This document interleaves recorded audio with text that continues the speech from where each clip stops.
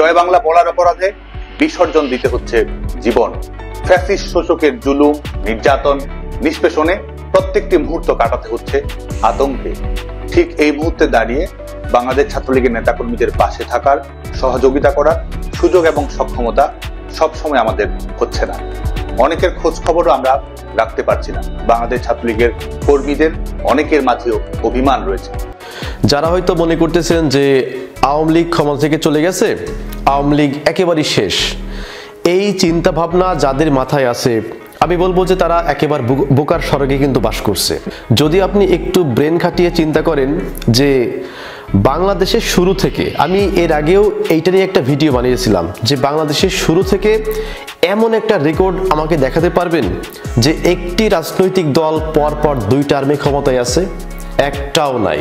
এদেশের মানুষ 5 বছরের বেশি কোনো দলকে ক্ষমতায় রাখে না। তো আওয়ামী লীগ একটা সময় ক্ষমতায় আসবে, সেটা হতে পারে 5 বছর, 7 বছর অথবা 8 বছর পরে। এদিকে নিষিদ্ধ সংগঠন ছাত্রলীগের প্রতিষ্ঠা বার্ষিকী উপলক্ষে সাধারণ শিক্ষার্থীরা আয়োজন করেন হেইট টু কর্মসূচি, যেখানে উপস্থিত ছিলেন সাধারণ শিক্ষার্থী। সেখানে দেখা যায় নিষিদ্ধ সংগঠন ছাত্রলীগের কর্মীদের ছবি ঝুলিয়ে জুতা নিক্ষেপ করা হয়েছে। সেই সাথে ক্ষমতাচ্যুত শেখ হাসিনার ছবিতে আগুন ধরিয়ে দেওয়া দেখা যায়। গণমাধ্যম থেকে জানা যায় বিভিন্ন শিক্ষা প্রতিষ্ঠানের সামনে সাধারণ শিক্ষার্থীরা মিলিত হয়ে শেখ মুজিবের ছবিতে জুতা নিক্ষেপ করা হয়। সেটা দেখে ছাত্রলীগের কর্মীরা দুঃখ প্রকাশ করেন। সেই সাথে যারা এমন কাজ করেছে তাদের সবাইকে দেখে নেওয়া হবে বলে জানিয়েছেন ছাত্রলীগের সাদ্দাম হোসেন। অন্যদিকে আবার ছাত্রলীগের ৭৭তম প্রতিষ্ঠা বার্ষিকী উপলক্ষে নিষিদ্ধ সংগঠন বাংলাদেশ ছাত্রলীগের পক্ষ থেকে শীতার্তদের মাঝে কম্বল বিতরণ করেন এক ছাত্রলীগের কর্মী। আমাদের নেত্রীর জন্য দোয়া করবেন, আমাদের নেত্রীর জন্য দ্রুত দেশে ফিরতে আর কি দোয়া করবেন, আমাদের জন্য দোয়া করবেন, আপাতত খুব দ্রুত দেশে ফিরতে পারে ইনশাআল্লাহ। ওনাদের আমরা দেশে আইতে আমরা বদন দিতে পারে এবং আমরা খুব কষ্টদায়ক চলতেছি হাসিনা যাওয়ার পরে। আমরা ছাত্রলীগের প্রতিষ্ঠা বার্ষিকী, আজকে ছাত্রলীগের জন্মদিন ৭৭তম, এজন্য আমরা শীতার্তদের মাঝে আমরা ধন্যবাদ জানাই ছাত্রলীগের। যা দেখে চিন্তিত দেশের সাধারণ শিক্ষার্থী। গণমাধ্যম থেকে আরও জানা যায় আওয়ামী লীগ যদি আবারও ফিরে তাহলে কি হতে পারে বলে বিশ্লেষণ করেন এক গণমাধ্যম কর্মী। তো আওয়ামী লীগ যখন ক্ষমতায় আসবে তখন দেশে যা যা ঘটবে সেই বিষয়ে আমি একটু থিওরি দেব আপনাদেরকে।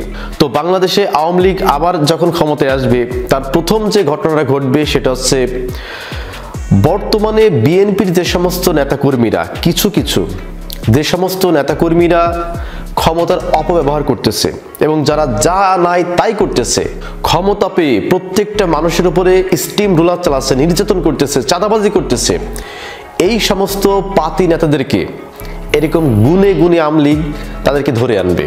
যদি বাসায় ঘুমিয়ে থাকে বাসা থেকে তুলে আনবে, যদি মাটির নিচেও থাকে এরা মাটির নিচ থেকে আওয়ামী লীগ ওদেরকে তুলে কয়েকদিনের মধ্যে অসংখ্য বিএনপি নেতাকর্মীকে আওয়ামী লীগ হত্যা করবে।